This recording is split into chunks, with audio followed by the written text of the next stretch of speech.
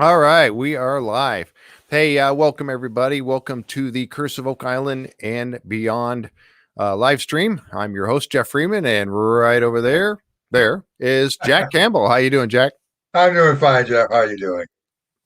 Doing pretty good. You know, it's well, we got a little bit of we got a night off, which I know sometimes we think, boy, I don't want to have that night off. I want to be able to watch Oak Island every Tuesday night. But I got to say that the show that they had on last night was great. I really, really enjoyed seeing some information and getting some information about Dave Blankenship. Did you enjoy it? Yeah, he was so relaxed last night. It was, Mm-hmm. he was like a piece with himself. What he wanted to do, he did. Mm-hmm. So, Yeah, that was really neat. And we got a good inside look at some of, their family and, going through different things that they did, from New York and on down to Florida and all that. It was really interesting. I really enjoyed it. So we got some folks jumping in here now. Hey, Janet, how you doing? Hi, Linda. Linda's out there, of course. Linda Simpson is out there doing her hard work in the chat for us. Blair, hi, Blair. How you doing? He's over on the YouTube side. oh, Good evening, Blair. Glad to see you. Let's see, Janet. Yeah, we got Janet. Don Brents is here. Hi, Don. hey, Don. You should be close to retirement, I would say, pretty quick now, if I remember correctly. Who's that? Don. Oh, okay. Yep. Well, it's been some really good stuff happening out on the in the post this week on the group page. Really some great stuff. Matter of fact, the last couple of weeks there's really been a lot of good information out there. I got to tell you, I got to say thank you so much to all the members for all the stuff you brought up on the group page. Just some very fascinating information. I've really enjoyed that. Don says 39 work days. Yeah. 39 birthday. Countdown time. Yep. Yeah, that's great. I wish I could say that, but I always joke to everybody that I'll just keep working until I die at my desk. I don't know. Not that I don't have places that I would like to go and things I like to do, but we'll see how that works out. But yeah. So anyway, I thought last night was really cool. I enjoyed to see that. Oh, and I wanted to mention too tonight also, and definitely don't want to push people on this, but I wanted to say that if you enjoy, the videos that we do and the interviews that we do, please, and you on the YouTube side, if you're out on the YouTube side, if you would just click on that subscribe button that's down there in the corner, the little red button that says subscribe. So click on that subscribe button for us. We really appreciate that very much. There is also the notification bell. You can, if you want to get notifications of when we go live or when we put up new content, you can. If you don't want that, just don't check it. You can leave it unchecked, but please click the subscribe. Really appreciate it a lot, folks. That helps us out a lot. So yeah. And we got some great stuff coming up. I wanted to run through that real quick too as we get started. Got my calendar here, and I'm one of the old school people. I got to write stuff down, on the. You're not alone. I do put them in my phone too, because when I can't carry this around in my pocket. So, but yeah, so coming up, we got some exciting coming this Saturday. Alessandra Nudavari is coming on with us, and I know I just mispronounced her last name. I'm sorry, Alessandra, but she's coming on this Saturday. She'll be with us at 2:00, and she is. They own property. Her and her husband are the ones that own the piece of property that is in New Ross, what they're calling the New Ross Castle. And she was on a couple of different episodes. She was on season 4, episode 1, which was called Going Broke. She was also in, her and her husband were also in season 4, episode 2, Always Forward. And the team had gone out to her property and looked at the stone that was there that they said, you can see the cross on it. Yeah.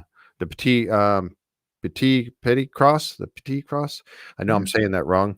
I got to get with Linda. She's my pronunciation. They went down the well too, didn't they? Yeah, they did. Yeah. Well. Yeah, exactly. And that rock, I believe, has now been removed and is in a museum, but I could see it. When they showed that rock and there, and you could see the, where the carving of the cross was on it. I could see it on there pretty clearly. And then Rick did too. So that's I'm just very interesting. I'm glad they did that because think about it. Fred had with that one. If they could have kept that inside, he kept everything intact on it. I know. Yeah, it definitely would have been well preserved, but they didn't know. And I guess, somebody dug that up they dug that, the former owner had dug that up on the property, and then, I found that rock. So it had been, buried underground for a while too, but really interesting. And then Tony Sampson and the crew were out there and they went down in that well. So, then that was, I think, one of the first times we saw Tony. But so, yeah, so we're going to have Alessandra on this Saturday at 2:00. And then the very next weekend on the 13th, we've got Laird Niven and Stephen Gupta will be on with us. That's going to be a good show as well. I can't wait for that one. They've had a duo like that once before. They were on the Could It Be Oak Island, where they was on their podcast with Deidre and Dustin White, and that was really cool too. So can't wait to have those guys on. That's the 13th at 2:00.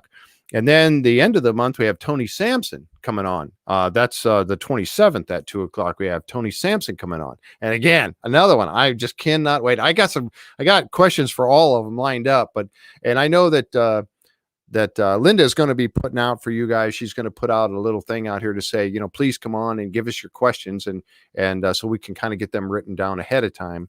Because it really does help us to have those questions before. Tremendously. Thank you for bringing that up, Jack, because it really does help us tremendously, because so much of the chat goes by so fast and I miss it. And I really hate for that to happen and miss your question if you have a question. So we'll do our best, but we'll get that all settled up and get going on that. So we got a lot of good stuff for February. We also have some people lined up for March. We'll bring that up as we go along here, but we got some exciting interviews for March too, so I cannot wait for that as well.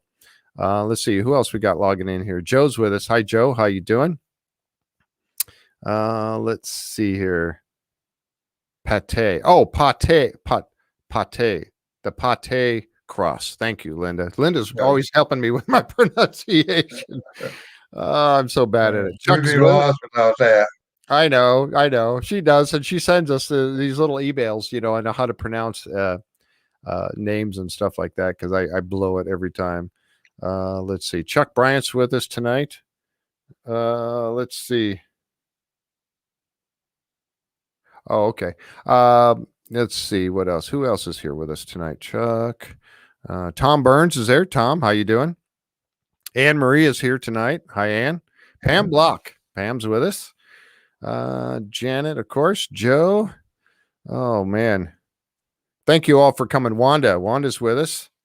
And Underhill. Janine, is it pronounced Janine Underhill? How you doing, Janine? Thank you for coming. So I was really looking forward to that, taking the night off from Oak Island. Yeah, that was a bit of a drawback, but I really enjoyed to see, Dave Blankenship come on, and be able to tell us a little bit about why he disappeared. Now many of us had heard that he was retiring from the actual being on the show. But there was a lot of questions left up in the air. Was he okay? Was he healthy? Was he, all these different questions that came up, and now we know. And I think it was very sincere, and I got to hand it to Maddie Blake, because I think Maddie did a wonderful job on that interview, and I think the show was done very well. What did you think, Jack? I liked it because Maddie was just so calm, and I think he got Dave just to bring everything out in the open. Everybody kept thinking, well, there was probably some hard feelings or anything, and that seemed to be the furthest thing from the truth. Yeah, exactly. I mean, I remember Rick saying there at the end that he was welcome at the table at any time. Anytime, yeah. And and that's the thing, is that they talked about many of the things going on with Dave over the years. And I kind of like and we'll get to this as we go along, but also the bit about his cursing, and they kind of made it we all noticed it as we went through the initial seasons, the first seasons, and we met Dave for the first time. We watched him and thought they're always beep, beep, oh, that beep, beep, we're like, but he was able to, he talked about that. And also, not only that, but he was able to, talk about his struggle with that. But they made it funny too, because they kind of took it and jumped over it and kind of went through a little montage of the different things and made it, kind of made it got some humor out of it as well. So yeah, so that was really great. It was more background. It was nice to have some more background really on them and everything. Yeah, I agree. Yeah, definitely. Hi, Karen. How you doing? Karen's with us tonight too. Let's see who else is joining us. Anne Marie, of course. Sharon. Hi, Sharon. Sharon Irving Thompson's with us. So glad to see you here. So yeah, and we're kind of, because we didn't have an Oak Island episode to work on, I thought we'd talk a little bit about Dave, of course, and Dan and the family. But anything else you guys wanted to talk about, the floor is open. So let's chat it up with all the members here that are with us, and whatever you guys want to talk about. I know that it was interesting to see a bit of the history of the family. I had heard but didn't know for sure that the family had basically started off in New York with Dan Blankenship's father or family, and then left there and went down to him and Jane and the kids, and went down to Florida and had his construction company down in Miami. And I wasn't aware that Dave, I always thought Dave just had one sister, but I, come to find out on the show that he has two. And Linda knew that. Linda knew there was two, but I didn't know about that. Yeah, Linda says he did a great job. Pam, yeah, all the rumors are now laid rest. You're exactly right. And yes, that's something that I really appreciated about that. Yeah. But yeah, they talked about how Dan in 1923 he joined the army right in the middle of the conflict in World War II, and he was he was there during they said the capture of the Ludendorff Bridge. And I don't know that story, but I'm gonna have to research that now because I'm really curious after seeing that. Or hearing that last night. I'm gonna have to look into that. I'm really curious. I kind of a old war history buff, but I had not heard about that particular thing. So I'm definitely going to look into it. Had you known about that? No, I didn't. The thing that amazed me is when they said that he was one of the first ones to go across the bridge in a Jeep. And the two people on the side of him got shot in the head, and he made it across. I mean, on either side. That's got to be scary. I'm sorry. And traumatizing. I mean, not only that, I mean, you get across that, but the traumatization you would get from something like that. As many of you already know, I was in the military, but thankful to the Lord that I was not in any conflict.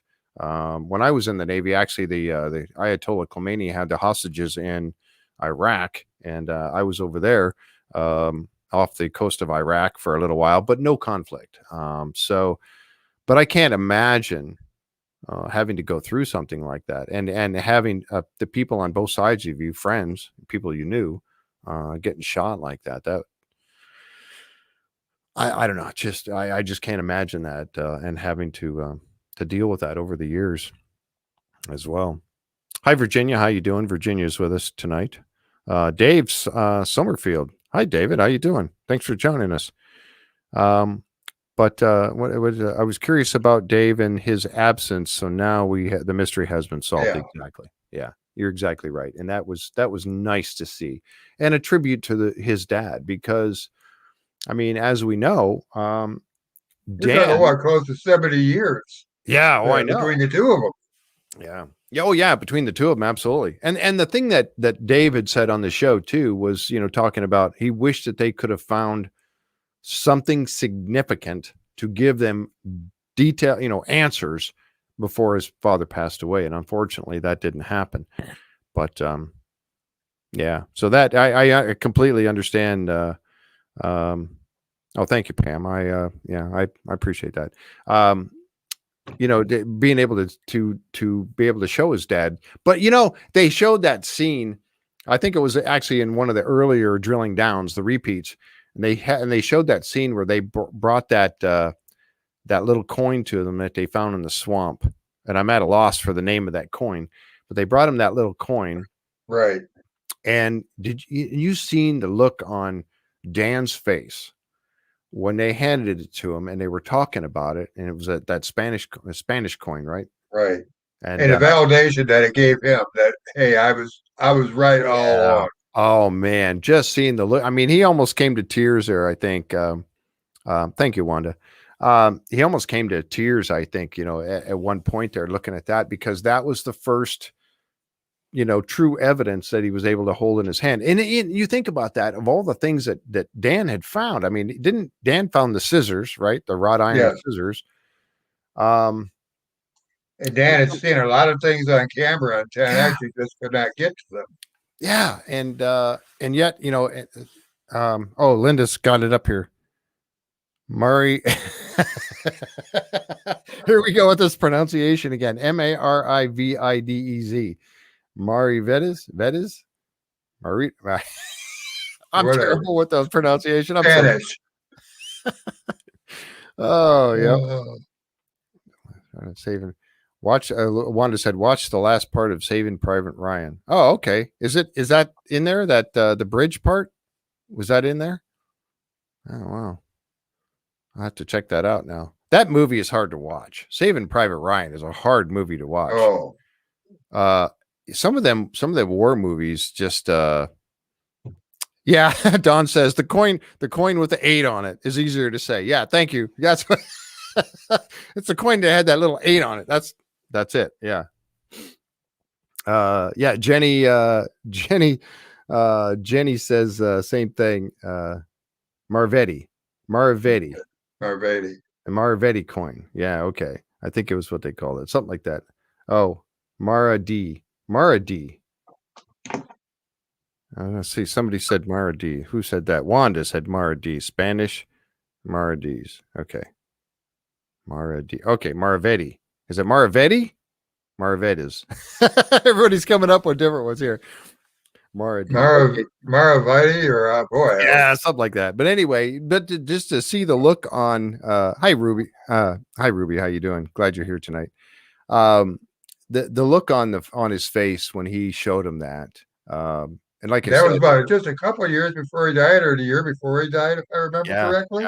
Yeah, it was. I think it was a year before, and they found that. It was really neat. And I had to laugh too. Some of the scenes that they were showing in the earlier and I think they showed it on the episode with Dave at 9:00. They showed some pictures of Rick and Marty, of course, over the years, and they showed them one. It was like season 1, and they look so young. You're looking at their faces. I was like, wow, look how young they look.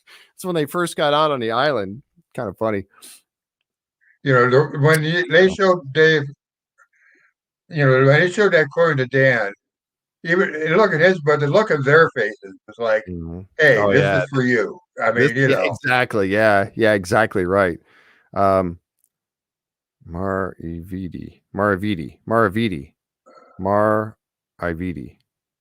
Okay. All right. I'm giving up on that. I think I got it right now. Anyway. As Linda says, the accent on the last symbol. I know she's a English major, so they also had 2. Okay. Anyway, so I thought that was really neat when they brought him that coin. That was really kind of neat. And, because Dan, having worked that island for so long, and I was interested in what they were talking about with Dan going through this. They talked about Dan and Jane, and then heading down they had a construction company in Miami. And then, in 1965, I think they said at the breakfast table, in 1965, Dan was looking at that same Reader's Digest and saw the article in there about Oak Island, the same one that Rick yeah. And so immediately he said something about, he said, I'm going to be instrumental in finding the treasure. And he has been. I mean, we haven't found the treasure yet, but he has been very, very instrumental in this whole thing. one of the things that really got me is that for quite a while, they said for a couple of years, he went back and forth between there and Oak Island and back to Miami. Yeah, Now yeah. it's tough to do now, maybe Oh, just I know. fly, Oh, yeah, and it's 2009. but do it in what, 65, 66 Yeah, yeah, yeah, exactly. Because that's what he would do. He'd go travel back and forth. He'd go work on the island for a for month and go months. home for 2 weeks and go back for 2 months and come home for a week or whatever. Yeah, that's crazy. And yeah, he did that for a while, and then he finally moved up there. And that's when I was wondering what happened to the sisters. Linda and Janet, I believe, were the two sisters. Yes. Linda's still alive, and I think Janet passed. But yeah, so Blair I was think asking. He said, Linda has a house, does she, if I remember correctly? "Yeah, yeah, she has the house now, I believe." Yeah, yeah. Um, yeah. Linda says he always said when he told his wife to read the article, she'd say, "So what?" Little did she know. Yeah, then It, he got him to move up there. Or I yeah. just was sitting here thinking, you go up there, and what a shock it would be for your first winter up there after being in Oh man, Florida for in so many Florida, yeah, I years. know. Here you are living in Miami all these years, and now you're going to go to Oak Island where it's just like crazy cold and winter and snow and ice and oh yeah, what a shock, huh? I mean, what a shock to the system. Oh my gosh, I don't know how many mosquitoes are down there, but there's a lot on Oak Island, I know. But um, Blair said something. He said, "I heard something about the brothers in Blankenship not seeing eye to eye. Is there something true or not? Because he's missed um, a whole season or what?" Initially, and that's something that I was going to talk about too, is that they had mentioned on the show that when when Dave they went up there for a little vacation. And Dan, they said they went over on a boat and Dan went around the island and stuff. But when he went up there and they talked about $100,000 check in his pocket. Um, and he was going in and he was going to go and talk to Dunfield and Restall were working together at that time. And he was going to go up there and buy in. He wanted to buy into the treasure with that $100,000. And at that point, they refused him. They said no, whatever. And then he was able to come back. I know this doesn't answer your question, Blair. I'm getting to that. But then he came back later with the after Restall, the tragedy God, with Restalls died. Yeah, when that tragedy happened, that opened the door for them to come back. Unfortunately, opened the door for Dan to come back, and then now work with Dunfield, and that money that he invested into the project they were building a causeway, I guess, right? They built a causeway yeah, with that. I guess it helped to fund that anyway. I Uh, got 66, I believe it was, that they built it mhm. or something like that. Right, right. And to go along with what Blair had said there is that when Rick and Marty, same thing kind of happened with Rick and Marty. When they first went to the island to meet with Dan Blankenship, this was like what, 14 years ago, 15 years ago. When they He blew him off, basically, is what he Yeah, he did. didn't want nothing to do with them. He basically blew them off, right? And they ended up going back to Michigan empty-handed. And then again, and it seemed like a lot of people did this, even Tom Nolan or Fred Nolan. A lot of them, it's something happened with the team that was there in some financial thing or whatever, but something happened, and then somebody else was able to buy in because of someone leaving or passing away or what have you. So, but when you're right, Blair, when they first got up there, Dan didn't want anything to do with them. As far as I think that's pretty much the story that we're being told. Um, so yeah, I don't know that you're right. Linda says he didn't have a beef with the brothers, but it was with Prometheus, but not the brothers. It was just that he didn't take them on when they first went there. Was my understanding anyway, unless anyone else has some other information on that to share. Let's see. I'm reading some of the chat here. Oh yeah, Tom Burns said something about the coins could be cut into pieces to reduce the value or to make change. I know. You think about that. Yeah. You're going to make change. You cut the coin to make change, and that's something. Um, Pam said, "It sure is. It sure is a small world connecting the treasure hunters to Oak Island. It really is, and that's so interesting because of how they all became part of it. as I said there, as because of maybe a tragedy or maybe something else happened with somebody who was an investor or was part of it. And I think that kind of took place throughout its entire history. So that was really, really interesting how everybody was able to, and that's the same way that the brothers, Rick and Marty, were able to finally get in. They actually bought property that became available on the island. And even and Fred Nolan. What's that? That's what really it got me is that it wasn't on that episode, it was on an earlier episode that evening. How for years that Dan and Fred just fought each other like crazy. Oh, I know. And then to see their sons working together. I know. Isn't that something? And they were even talking about it, looking at each other like, why couldn't this have been done earlier? I mean, yeah. That's when Dan passed away, or before he passed away, they asked him that, and he said that he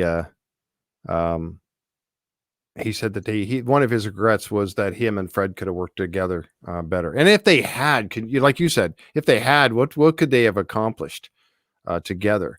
But that kind of same thing kind of happened because Fred wanted into he came out there doing some survey work for Dan.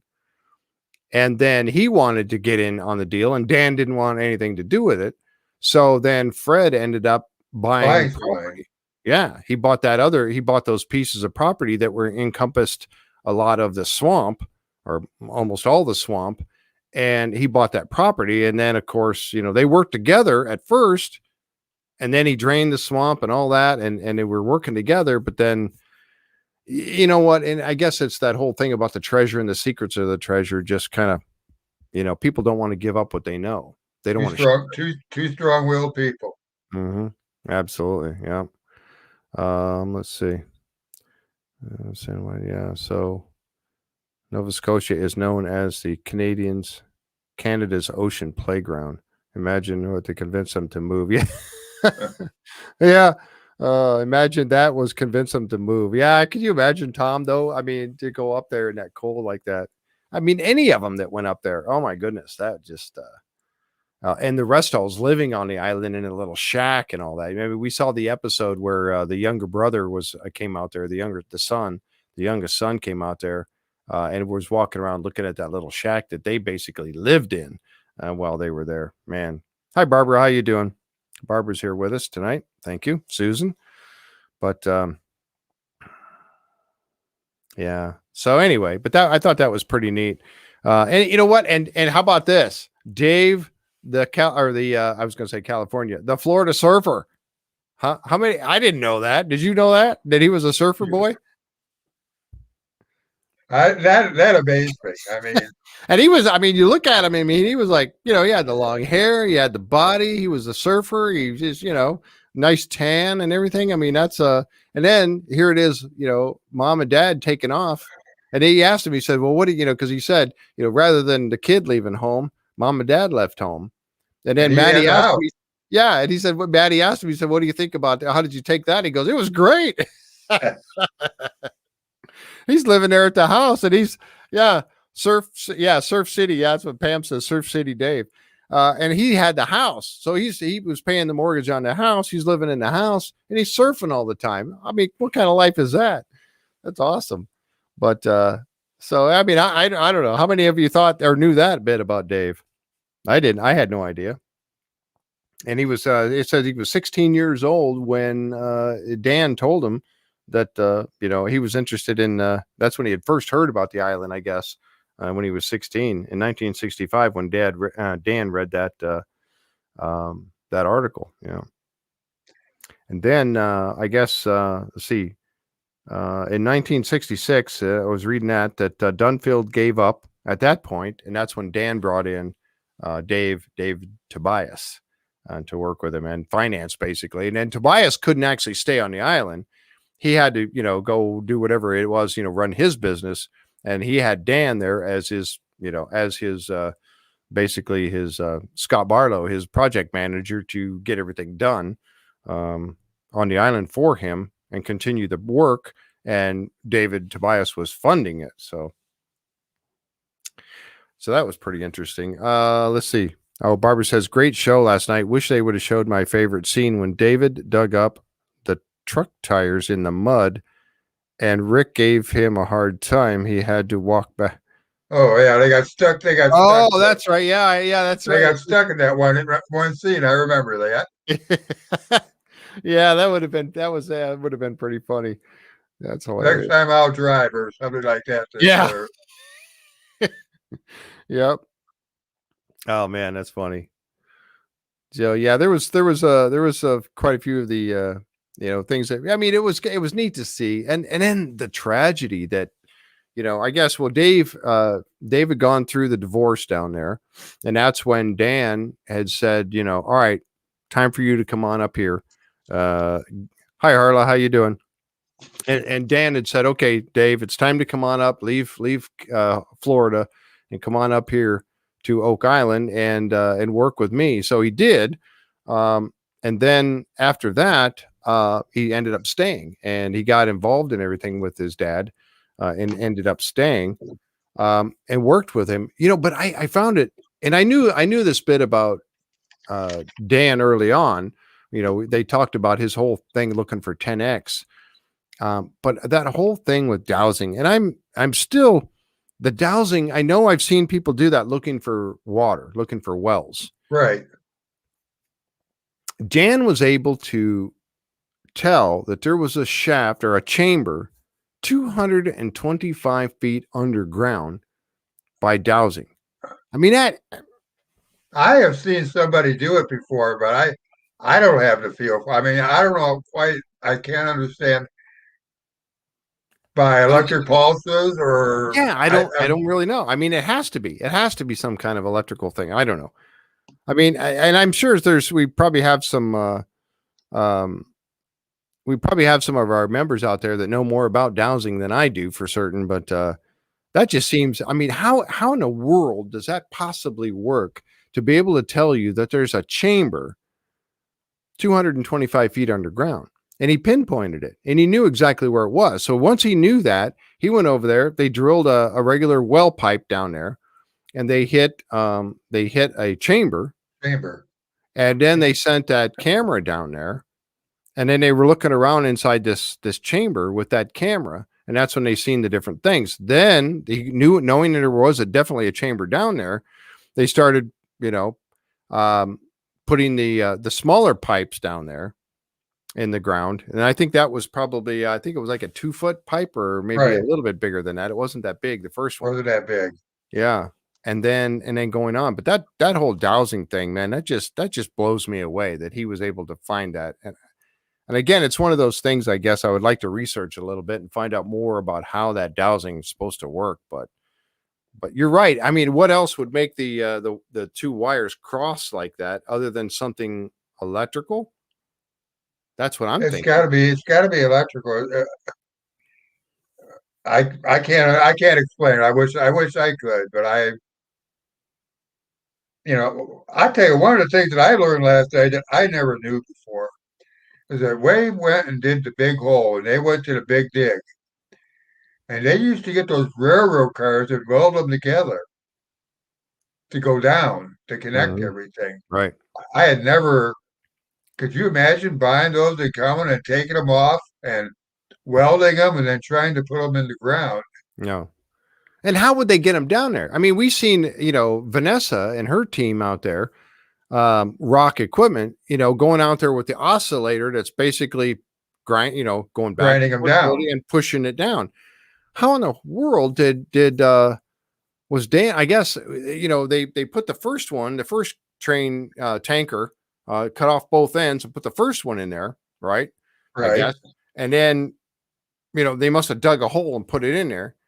And then they have to go in with a crane, I guess, and start digging like the hammer grab, go in and start digging out the dirt out of the middle of it and push it down, get it down far enough. I mean, how did that's something I'd really like to know, because we've seen the oscillator work, but how did Dan do it? And going down and then they have to weld them on top of that. Yeah. And then as he put another section down, he had to go down there and weld all the way around, get it all welded, and then continue pushing them down. But how did he get them down there? Just digging the dirt out, I guess, and pushing them, I guess. I don't know. to me, that's just amazing. I had never seen that before on any of the shows. So that really amazed me. Mm-hmm. I know, me too. It really did. Sharon said, "We know so little about the people that we see in the show. It's nice to hear their life story." I totally agree with you, Sharon. Um, Definitely was nice to see that, and I think I'm so glad that they did this episode. Barbara says David deserves to enjoy himself. Whoops, I lost it for a second. Deserves to enjoy himself. Um, after doing everything for his dad and being a great stepdad and husband. Yeah, I agree. Yeah. Yeah, he really does. And you think about that. I mean, he's been there so long and he's been through so much. And how much of that time has he been able to just, go off and enjoy himself somewhere else? And I think it's due time.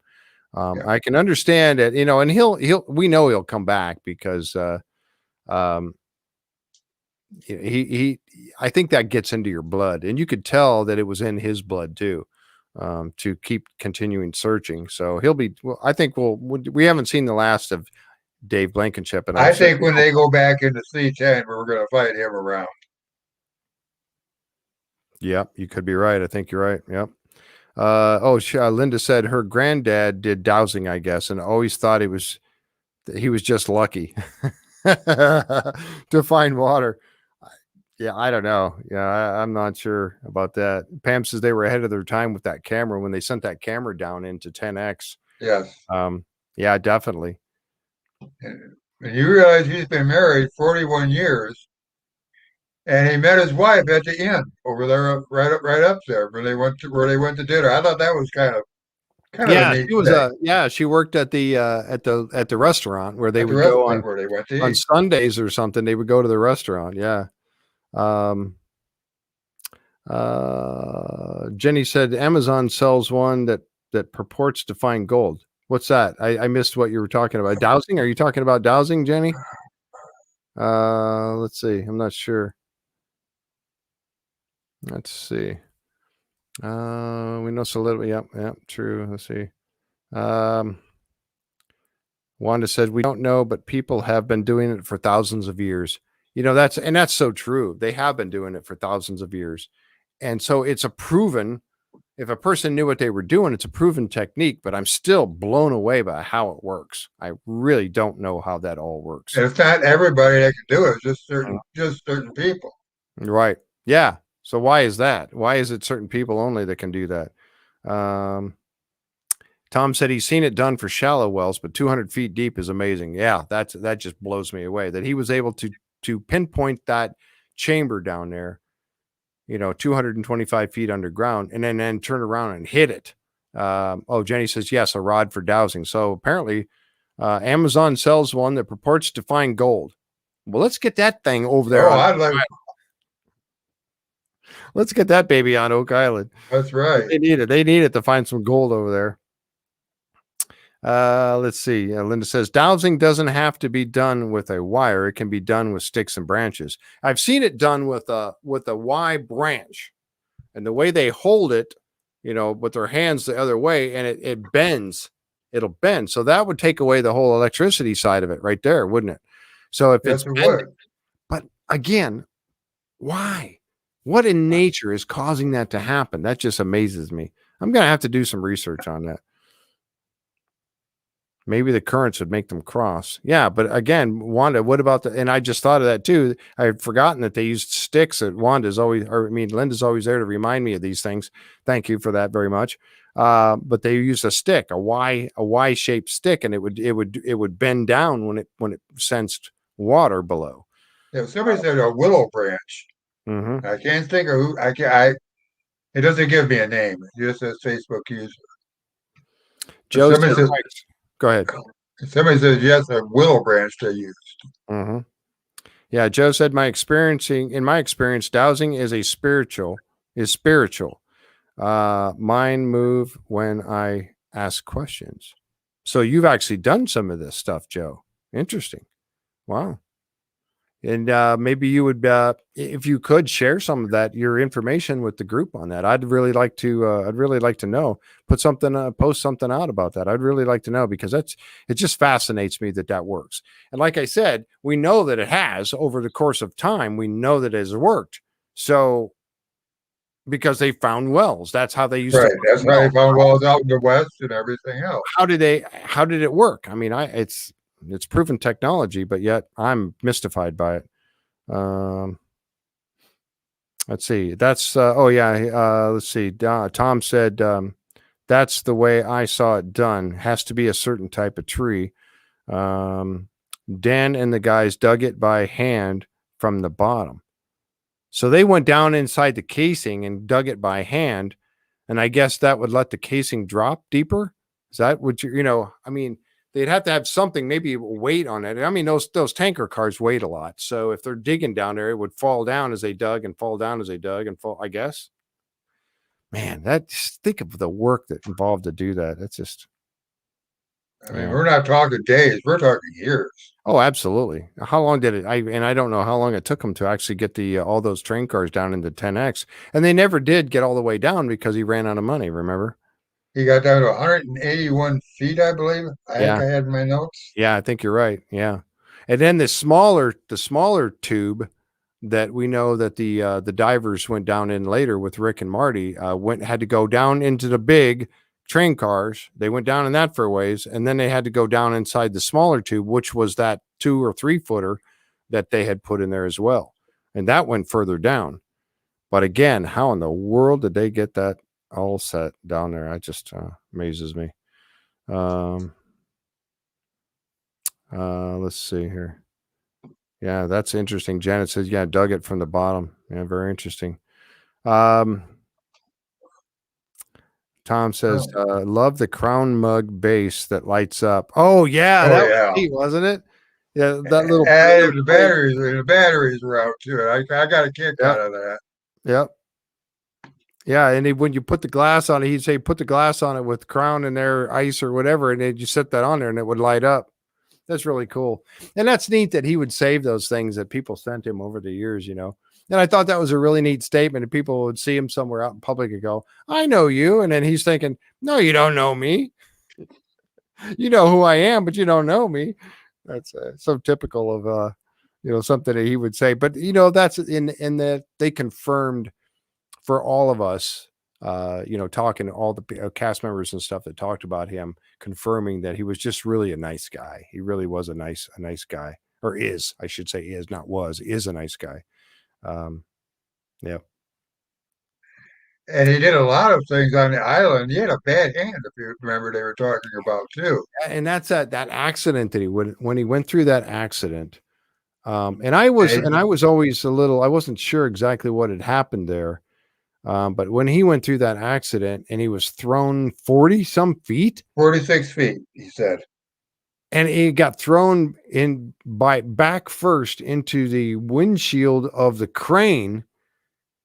And he said he doesn't remember any of that. He just said he woke up, he remembers being thrown and he woke up. And the first thing he wanted was a cigarette. Right. And they didn't know that it had messed him up. They thought, oh, well, he had a thing with his hand and his leg or whatever, but they never realized he had a stroke, but they didn't until much later. Right. Yeah, the thing going on with in his neck, and then had a stroke. And that's what caused that whole, he said he had to learn how to talk and walk and everything again, all over again. Man, it just, that just has to be terrible. But you see that and I thought it was so cool too, that the doctors were saying that he may never walk again. And Dan told Jane, his wife, don't tell him that.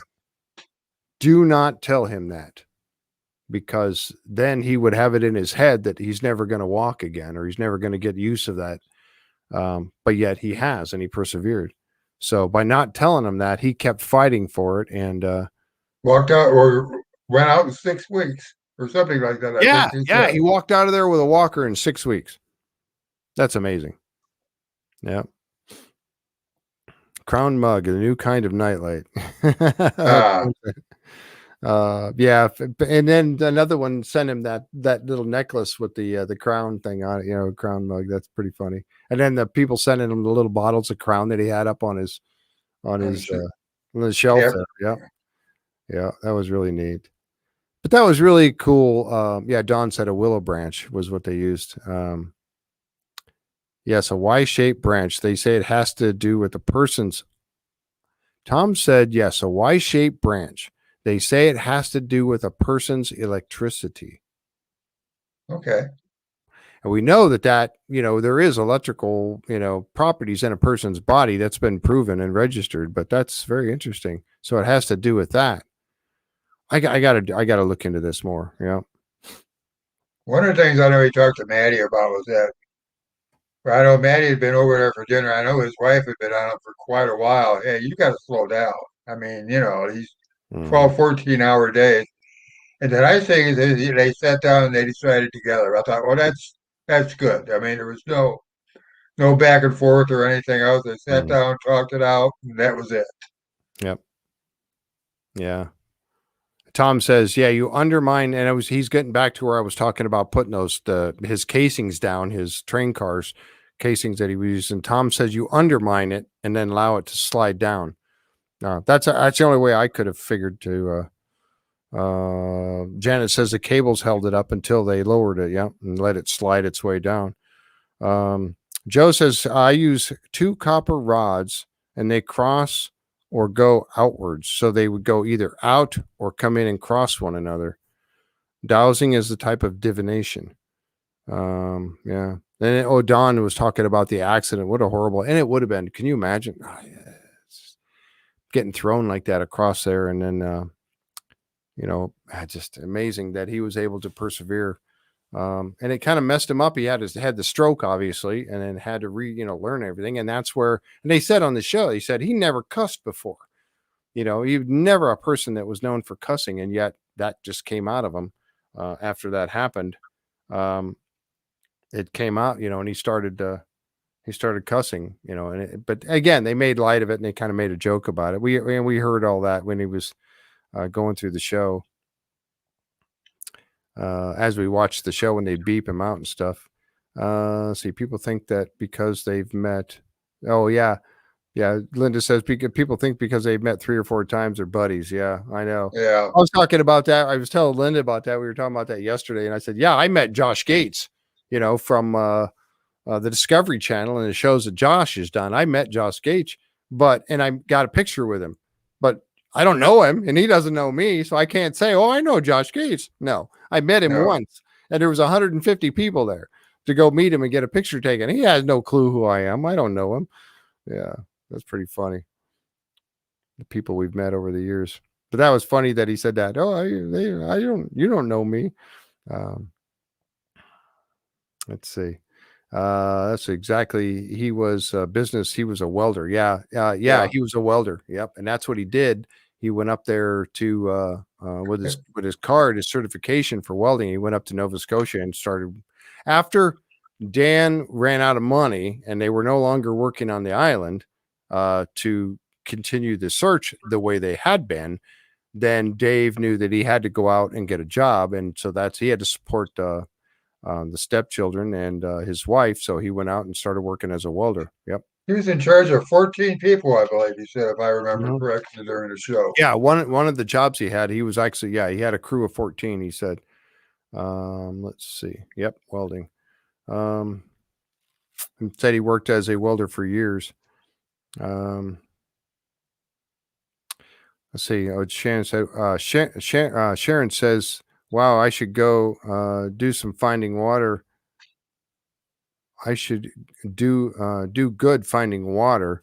It shocks all winter long. Oh, I know. I'm the same way, Sharon. I called myself Mr. Electricity because come wintertime, I would actually get to the point where when I'm going up to a door, I would pull my key out of my hand and actually touch the door with that key first before I grab it. Let it arc there instead of when I grab it. Cause when wintertime comes, I'm Mr. Electric.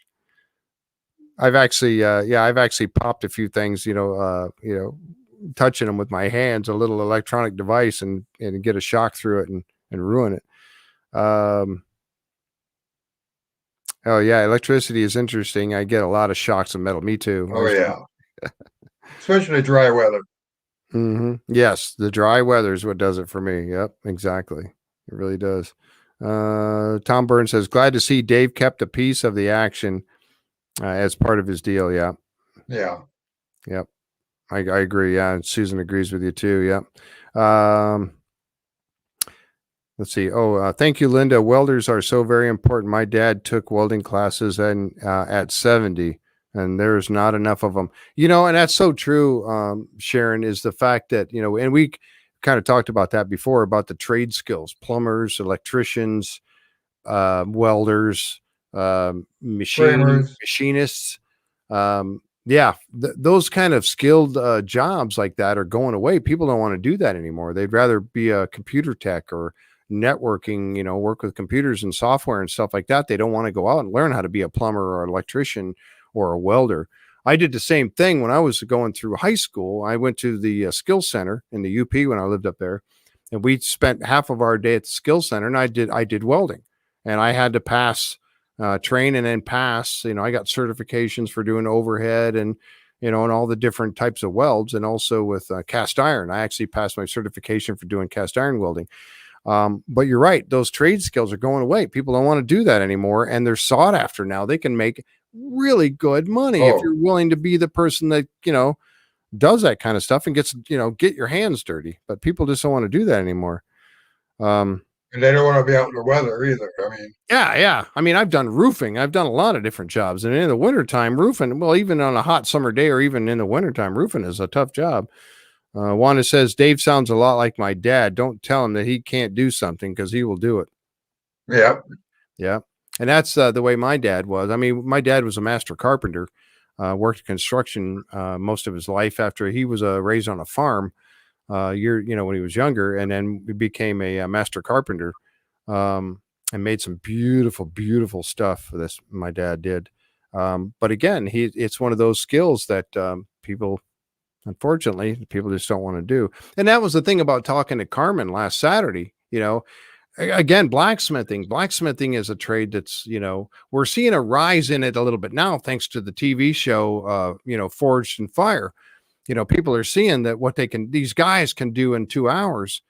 But that whole blacksmithing, those old skills like Carmen was talking about, if somebody like Carmen isn't around to pass that on, what's going to happen to those skills? I mean, you're going to have to watch a video to find out how people did it in the past. You won't have that one-on-one with an actual person like Carmen to teach you those things. It's just sad to see those dying away. Yeah, I'm thinking glass blowers too. Is there another one I could think of? Yeah. Yep. I know you're from Michigan, and I know Greenfield Village has blacksmiths, and they have glass blowers. Yep. And things that people they used to do that all the time. I mean, that's how they made things. Yep. Don says it's your shocking personality. I used to joke about that. Yeah, I got a shocking personality. Yep. Let's see. My sister has a lot of electricity and kills Timex watches. That was Wanda. Yep. And I did. I killed remember back in the day when you get like the Casio watches, and then there was one that came out that had it had the little red display on it. You had to push the button with your finger to see the display light up and see what time it was. Yeah. And I always thought it was weird to have a watch. You had to use 2 hands to see what time it was, but you had to push the little button. Well, I zapped one of them one time and it quit working in the wintertime. And like I said, I always thought that was weird to have a watch. You had to push it with a finger. You had to use 2 hands to see what time it was. I hated that. But somebody had bought it for me, so I had it. That's what Pam says. We need to bring back the trade schools. I know. Yeah. We had a skill center in a high school. We had a skill center up in Sault Ste. Marie that I went to. Linda says Kansas has a great trade schools. Has great trade schools. That's good. I'm gonna say here, Sam was a CB. They trained them to do all kinds of things like that. That's Janet. Yeah, that's Janet. Janet said that her dad was a CB. Yep. And I remember, so I met some CBs when I was in the Navy. Yeah, it is sad to lose those. Yep. Nice watch. Remember those? Remember those watches? The Casios and all those that were back out there in the day. Now you don't even need. I don't even wear a watch anymore. I had an Apple Watch there for a while. Wore that around. It was kind of neat.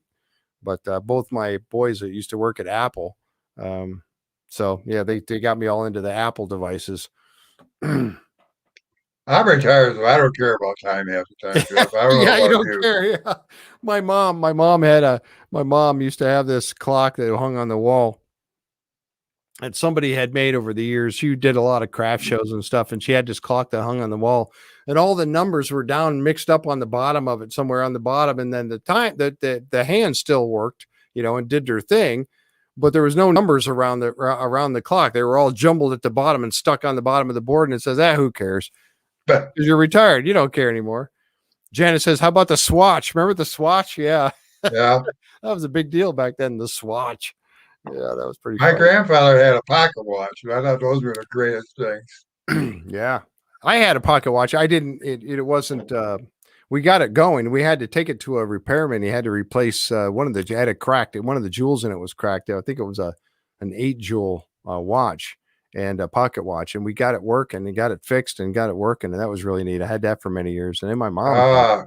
Somebody after my own heart here says, when retired, don't ask what day it is because it doesn't matter. That's Pam. Pam Block said that. Yeah. I agree. Tom Burns says retirement is great. Every night is Friday night and every day is Saturday. Oh. Man, I can't wait, Tom. Maybe someday I'll be in a position. I can relate to that. Yeah, I know.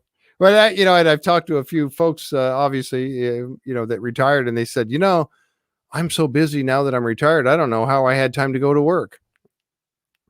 And I've joked around with Linda and Jack, saying, because they're both retired. I'm not. I still work 40 hours or more a week. And, so preparing for the show and doing our Saturday interviews, it's like, man, I don't have time to get all this stuff together. If only I could be retired, that'd be so, I could really do a lot more, That's why you've got Susan said, someone sent me a clock that has the days of the week on it. Really? I'd like to see that. You should take a picture of that and send it to me. Put it on the page. Virginia says, I stopped wearing a watch. It made me retired. Or when you retired. I'm sorry. When you retired. Yep. Yeah. Of course, at that point, when you need it. And that's what my mom used to say. I'd come, we'd just go over and see mom would, we'd staying at her house or whatever. And it, I would be up because, of course, I wake up every day at 5:30, whether I like it or not, even on Saturday and Sunday. I can force myself to stay in bed, but I wake up at 5:30 every day, no matter what. I don't use an alarm clock. I have an alarm clock sits on my nightstand, but I never set the alarm because I don't need to. I wake up every day at 5:30. And are you calling me a whiner, Linda? I forgot where I was headed with that, but anyway, having the clock there. Oh, my mom, I would wake up, staying at mom's. I would wake up and, I'd be out making coffee and getting things going, and mom would come rolling out, at whenever 8 or 9 or whenever she rolled out, and she said, "Oh, I shouldn't have slept so long." And I said, "Why? Why should you not sleep so long? Sleep all you want. You're retired. Sleep as long as you want. You don't need to get up for anything. You don't need to get up for me. I can, take care of myself." But they're like, sleep. My mom worked for years and years and years, and I'm just like, yep, you just, you go right ahead and you just sleep in all you want. Yeah. Yes, she did. Oh, she always does. Yep. I got to leave it to Linda to bring me back to reality, And she always does. She always brings me back. Yep. Left him speechless. Yep. Oh, I love Linda. She takes care of me. She really does. She takes care of both of us. Mm-hmm. Yep. I was trying to get it set up to where she could talk to me and I can hear her in my ear. I wear my little earbuds here. We're trying to get it set up to where she can talk to me during the show so she can tell me, shush, let your guest talk. Mm-hmm. Because I get rambling too much and don't let our guest, ask them a question and then be quiet. I know I'm a ratchet jaw. I love it. But yeah, so anyway, yeah. So, I think it was, again, I really enjoyed last night's show. It was a lot of fun. and we really got the opportunity to learn more about Dave and Dan on the island. And I'm really, really happy for that because, and again, it's like we said earlier in the show tonight, it really answered a lot of questions about, did Prometheus kick him out, or did he get is something wrong with his health, or did he get mad at Prometheus and just walk away, or what's going on, And this gave us that opportunity to see what happened. And again, I hand it to Maddie. Maddie Blake did a wonderful job. And Maddie, if you guys have not, Maddie has his fan. There's a fan page out there, but then there's also Maddie has his own page, and in that page, he puts some stuff up there, and I went out and I complimented him for doing what a wonderful job he did. It was a very yeah. Susan said it was an excellent show, and it really was. It was an excellent show. And it just showed us that. And I hope that Dave really enjoys his retirement as much as he can, because he had to tear himself away from it.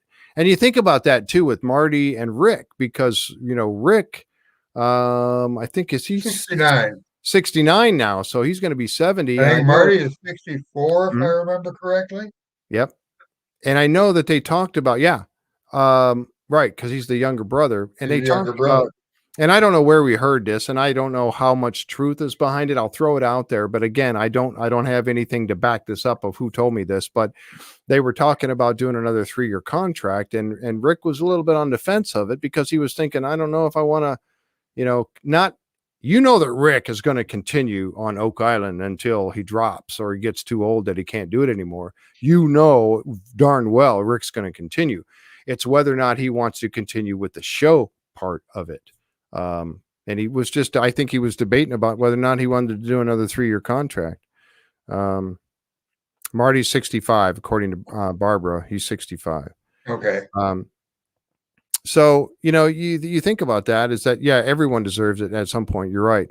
And so at some point, Rick is going to want to not be so, in front of the cameras and dealing with all that every single day, and that puts them under a wire too. At some point, they're really under the wire to not only. I mean, I'm sure they're getting a lot of funding. Well, I shouldn't say I'm sure because I don't know that, but you assume that Prometheus and the History Channel is giving them some good money to help them with this. But I don't know that for a fact, and I don't have that inside information. You wonder if the next generation. See Rick, Marty's son and David Frenetti will be the next ones. Right. And I would assume at some point that Rick and Marty are going to hang on to what they own on Oak Island, which they own pretty much all of it now. And you're right. Alex Lagina and Jack Bagley and Frenetti's. I mean, those guys will probably continue it on. At least some of them. I think Jack would. What do you think? Jack's pretty pumped about the whole thing. He's almost the next one next to Gary as far as being, it's a Bobby Dazzler. It's a Bobby Dazzler. Yeah, the thing that really makes that show go with Rick and Marty is the group that they have, because they get along. So they're not only workers, they're friends. Yeah. And it shows. Yep, it does. It does translate to the TV, to all of us, and their integrity. We've talked about that before, but the integrity of these guys, is paramount. Because I've had people ask me that before and say, "Oh, they're planting stuff out there." No, they would not do that. And so, well, how do you know? I can tell. I can tell by watching the show, and that's the thing, that they kind of got me too about when Dave said, "You don't know me," but in a way, because we've all watched this for 8 seasons now, in a way, we feel like we do know them. I mean, don't you get that feeling like you really do know Rick and Marty? I mean, obviously I've never met them, never talked to them, but I do kind of feel like you kind of feel like you know them in a way.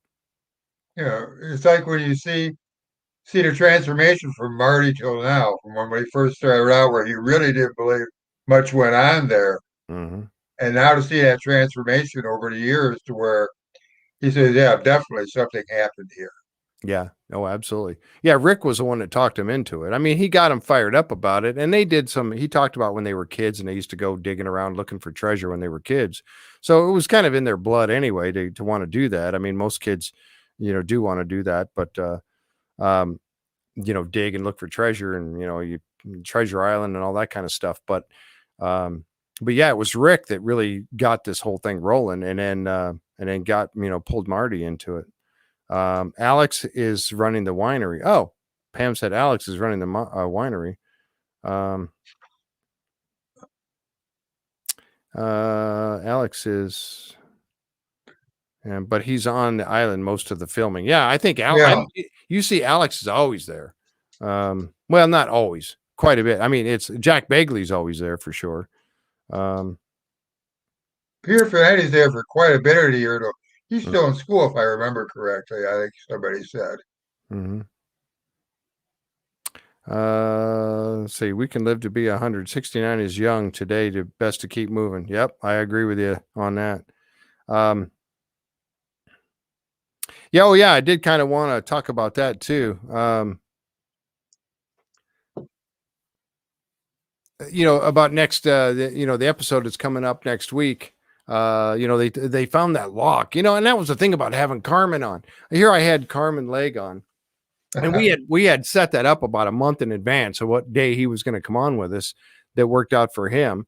We had that all set up, and then here it is.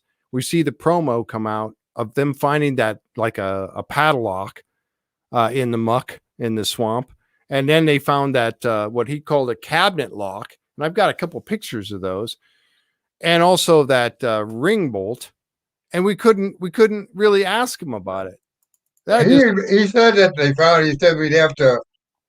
He said you'd stay tuned. He said to stay tuned, if I remember. He said with a smile on his face. Yeah. That that was funny because I asked him about. Somebody mentioned that in the.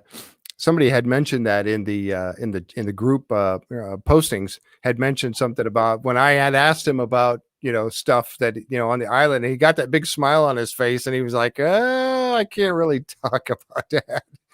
Oh man, I was like, "Yeah, he was an interesting character to interview. He was great. I really enjoyed talking to Carmen. He was fantastic. This is a picture of that lock. And again, I and of course Prometheus does this to us all the time, right? They show us a something like this, and then and then either A, we don't ever hear about it again, or they pump it up and then they clean it off and they go, oh, it's a master lock, from 1965, or something like that. But I'm thinking, man, this rock has got to, or lock, excuse me, this lock has got to be. I'm hoping it's really something interesting. And of course, we can't really tell by looking at this picture here with all the swamp muck all over it, just what this thing is. But isn't that neat? I mean, I can't wait to see, more about this lock. I think it's really interesting. And then we also had the ring bolt as well. See, I got a picture of that here too. Oh, and this one came out kind of fuzzy. Sorry about that, but this picture here came out kind of fuzzy. But there's that cabinet, and I think he said something about he thinks it's a chest, to a chest, right? A locking mechanism for a chest. Yeah. So you got the padlock, you got some other things that they found in the swamp area already. It sounded like somebody found a chest, busted it open, and took whatever was in it and just threw the rest of the chest aside, and it just deteriorated into this. I don't know. What do you think about that? It goes back to, there's one thing that they have to do this year, and I hope they do with the amount of episodes. They have to go back in the water to see if there's something that leads up to that swamp. Yep. I mean, they're finding that road is so long and everything else that there's got to be something out there. I know Tony went down and found some wood and found some rocks and things like that, but right, boy, there's got to be something to tie the two together. You would think, Jeff. Mm-hmm. Yep. Yeah, and I want some. Yeah, and I don't know. We'll see what more we've seen because we've got Tony Sampson coming up on the 27th of this month. Hopefully, we'll see a few more episodes because now you think about that. And that's the thing about getting these folks to come on, Carmen and Laird and Steven and Tony, having these guys come on, you don't want to have them on too early in the season because they can't talk about anything except for past seasons. but you don't want to wait until the season is over because now they're busy on the island and they don't have any time to come on your show. So that's right. it. You gotta pick a fine small line time in there. frame there we could do that with. Exactly. And you hope you time it right to where they can show you much of what they've seen and done on the island already. I mean, we've got, with Carmen, of course, we had lots of information to discuss with him. Same thing with Tony Sampson, because he's been on the island for a long time. So much to see there too. So, but that's the thing is you have a fine, a month or two of time frame that you can bring them on, and they can only talk about what's been aired. So you have to find the right time to do that, to pull the trigger and have them come on. That's why I would love to get Dr. Taylor back on, because now he could talk more about what he couldn't talk about before. Yeah. And he said he would too. And I've talked to him recently. I've reached out to him and talked to him recently, and he said he would definitely come back on. And toward the end of the season when he can really discuss things with us. But that's the thing, because that once they start filming on the island again, which is what, late March, early April, COVID providing that the country allows them to come in and do it again, without it, and they'll probably have to go through a quarantine again. But they would, and then once that starts, once they get on the island, I mean, I heard Stephen Guptill talk about the fact that, when they're on the island, they're basically there from sun up to sundown every day. They get like maybe weekends off and stuff like that, or they get a day off here and there, but they're basically there all day, every day. I mean, I would want to be, if I was on that island doing a search like that, I'd want to be, but still, you're there all day long. So they don't really have time to come on a show like this, when they're filming. So it's really hard to get them. Let's see. Yeah, Pam says, yeah, she heard that little episode, that part where Marty says in a coming episode that he's tired of finding wood, but they found again, and I had that picture as well. This is that ring bolt again. I showed this last week, but this is that ring bolt that they found. This is coming up in the promo, so we'll hear more about this thing. And again, Carmen couldn't really talk about it, unfortunately. Kind of disappointing, but. And there's that wood, and that wood, they mentioned this just quickly. It's in the Money Pit area, and he said something about, what was it, 28 and then 24. 24. They did it so fast, I couldn't get. Yeah. I wasn't able to grasp, were they talking about between 24 foot and 28 foot or what? But the one key thing that we heard said was, this is virgin ground. Undisturbed ground. So this is undisturbed ground where no searchers have been digging that they know of, and they hit this wood again. So this is significant. Yes, it's wood, and Marty's tired of finding wood, and I think we all are, but this is significant find right here. This is definitely a significant find because of the wood that they found in an area that they have not searched. And as far as the records show, nobody has searched. So I think we have to give a lot of credit to Craig on this one. Oh yeah, he did a lot of work. Oh yeah, absolutely. Craig's the one that is come up with this drill plan in a different area, kind of north and west of where they were drilling, and now they're hitting stuff that's more significant. Is it wood again? Yes, but it's more significant because they're narrowing down the Money Pit. So, and as you saw when I was talking to Carmen, we know that there's more finds. They're bringing in more stuff to look at. So he's got more to see. We have more to see on the upcoming episodes of the show. And hopefully there's going to be a whole bunch more episodes. We, pretty certain that there will be, but let's see here. I know I've missed some of the chat here. I've been rambling on. Let's see. Okay, both crossing crew members diving and bringing up something perhaps. Oh, Linda said, remember in October last year, towards the end of filming, Karen posted pictures of 2 boats full of cast and crew diving and bringing something up, perhaps. Yep, I do remember something about that. So we'll see. I mean, I'm really interested to see what they find out there.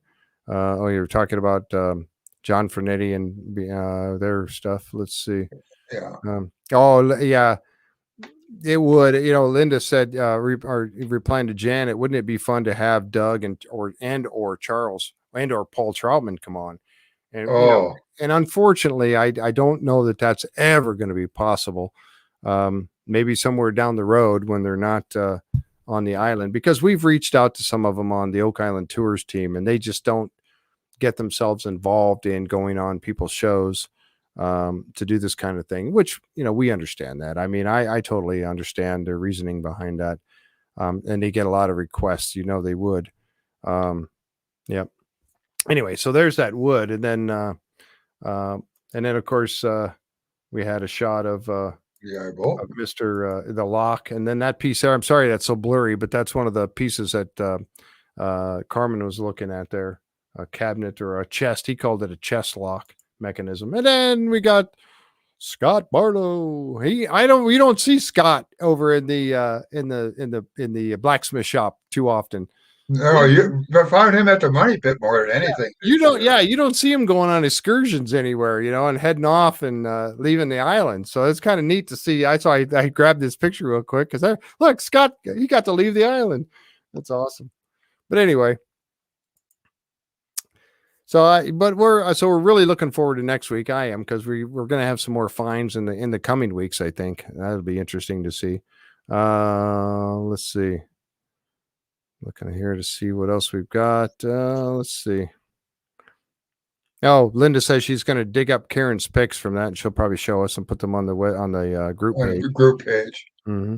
We've had some great articles our members have put on that group page lately too. I tell you that, yeah, we really have. I mean, we've got Henry DeWitt and Tom, of course, and Don, just bringing up some really, really cool stuff. And again, you guys, I got to tell you, man, I get so pumped up by this because, I watch the show and I know what I've seen on the show, and you guys have too, but you guys go out and research this stuff, and sharing it with the group like this is just awesome.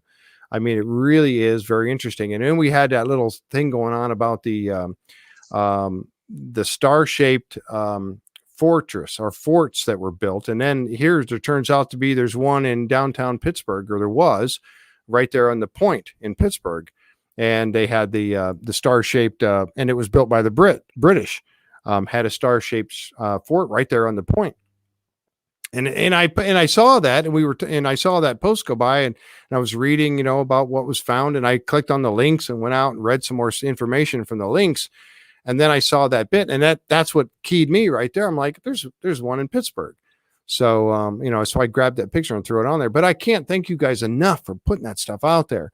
It just keeps adding to what we're learning about Oak Island and Nova Scotia. And it's just wonderful. And I can't thank you guys enough for continuing your research and sharing that with all of us. I know I watched, and I missed a little thing sometimes, and they bring it up here on the chat.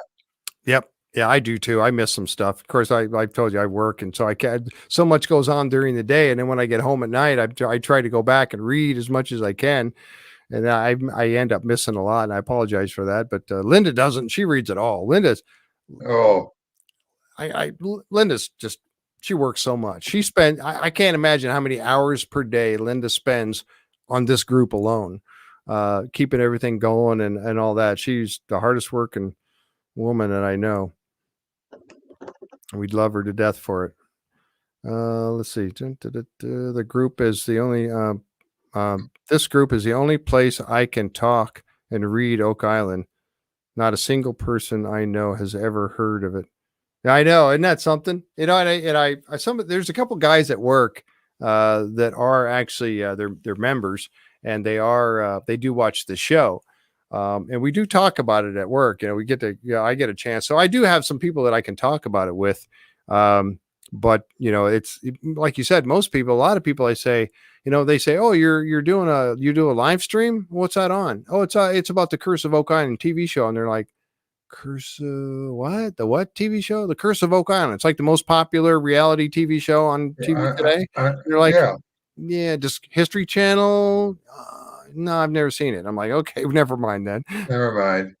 Yeah, they're just not interested. They're like, okay, whatever, But that you run into that, and that's why it's cool to have this group, And I know I say it every week. How cool it is, because now I get the chance to do the show with Jack and Linda and share all this information with you guys.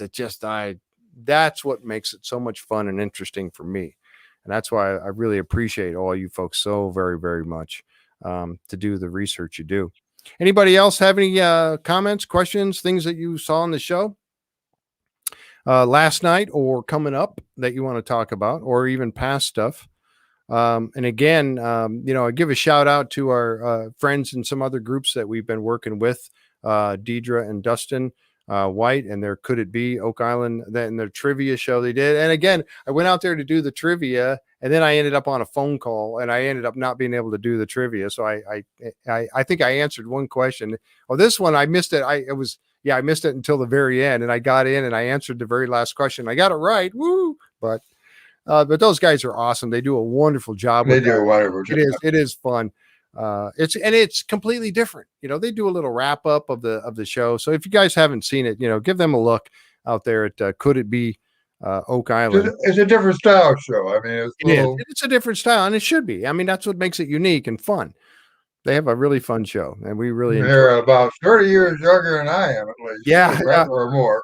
And now they got a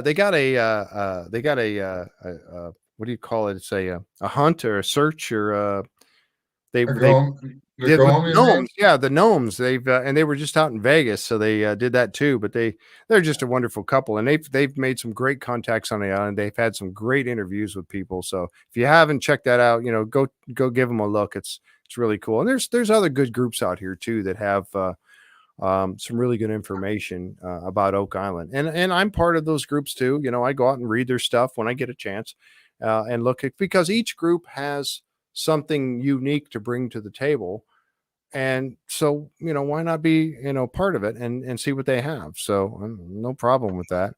So let's see. Okay. Oh, Linda just said she posted Karen P's new pictures. Okay, October 28th. Photos of the boats. Okay. Mm-hmm. Yeah.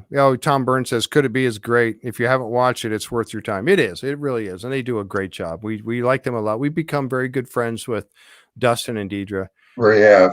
And what they are going, the things that they're doing and everything. And it's really cool. Then they have the trading cards. Those are hilarious. Those trading cards, really funny.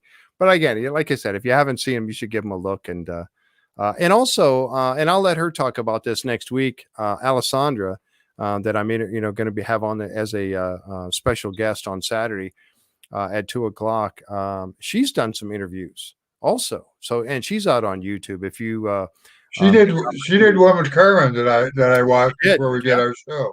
Mm-hmm, yep. She had one with Carmen. She's had several people from the island. So that if you get a chance to check out Alessandra Nedivardi. I know I'm messing that up again. I've been trying to practice her last name. But if you get a chance, she's got some really good books. I guess they would be teenager books that she's written, but we'll let her talk about all that on Saturday. But she's done some interviews and are really good too. So if you get a chance to check her out, you should do that as well. Because and again, going back to that whole thing is that when you have an opportunity to find more information about Oak Island that I may not be covering, or Jack may not be, or Linda, there's all these, these other groups sharing this stuff. So, it's worth a look and to see what other people are doing, because it just helps us all to learn and grow in our knowledge and stuff about Oak Island. And it's what we like to do anyway, right? I mean, that's why we're here, because we love the show. And I know I'm going to be sad when they do finally find the treasure, and then boop, they're gone. No more show. It's like, wait a minute, I want it back. We want it back. Yeah, we want it back. I don't want to lose it.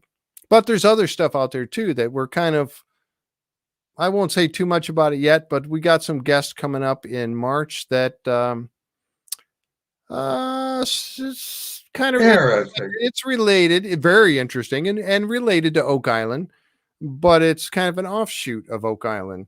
And some stuff going on. And then we got Beyond Oak Island too. And I hope they get that going again.